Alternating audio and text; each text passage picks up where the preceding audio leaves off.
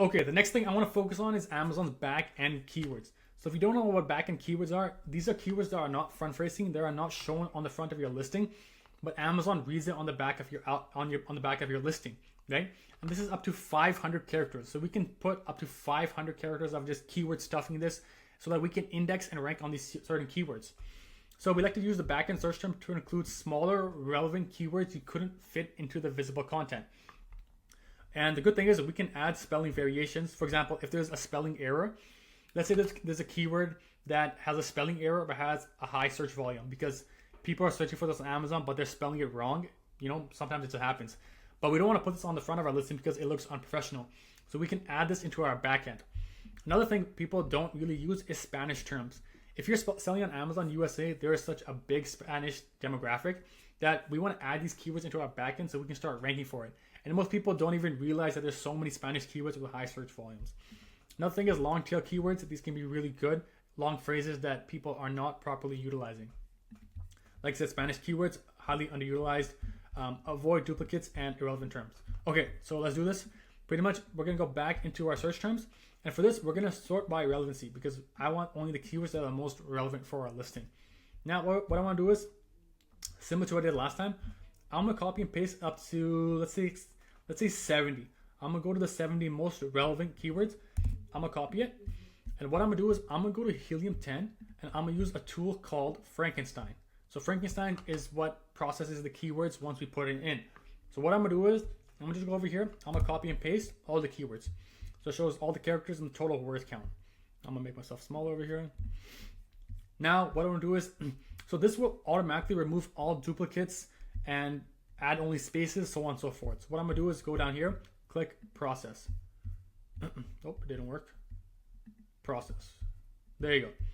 See over here, now it gave us all of these keywords. And we can go one by one and see exactly which ones are relevant to our product and which ones are not. So here it's showing we have total characters of 274. Now remember what I said, we have up to 500 characters, so we want to fully utilize this. Now why is this so low? That means a lot of these keywords are duplicates. You see how dressing gowns is all over the place. Like if I search dressing gowns, look how many keywords are dressing. So it's only going to put dressing once here. On the back end, it only includes the keyword one time, right? So for example, that's why this is so low. So since I want this up to 500, I can go back into our keyword list and I went all the way up to 70. I can go even further down. Let's see how far I can go down. And I'm gonna just go here. I'm gonna copy and paste. I'm gonna go back in Frakenstein. I'm gonna copy and paste here all these keywords now. Now I'm gonna process it. Boom, now it's showing 605 characters. See how that went from 274 to 605? Now I know I got a lot of different phrases. And what we're gonna do is we're gonna go through one by one and see which ones are irrelevant and which ones we can remove. Okay, so this is at 605 characters, so we want to bring this down to 500. So we're gonna manually go through each one and see which ones we can remove. So our product is a bathrobe for men's and women. Very simple. So I'm gonna go through and see exactly which keywords don't make sense. Okay, like here, the Dreamers panel doesn't make sense. Thread for boys doesn't make sense. Hotel girls could make sense for people, bathrobes on vacation.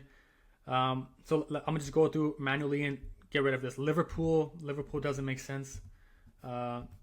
Personalized fruit, this term. So if you don't know what a term is, you can actually go into Amazon's search results and search it up to see exactly what this word is.